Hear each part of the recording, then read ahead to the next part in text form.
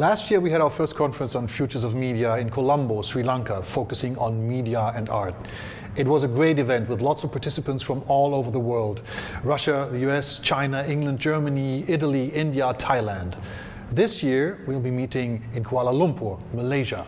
Our topic, the digitalization of society.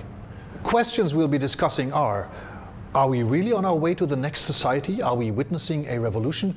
Or should the transitional state we're in be better described as a continuity? What role does the global availability of media play? What is the relationship between the mass media and the so-called social media? How can media theory influence future developments, or shouldn't it? I would like to invite everybody who's interested in the relationship between media and communication, technology and society, anyone who has research to share, to join us for the second Futures of Media in Kuala Lumpur, organized by TIAKM and chaired by Holger Briel and me.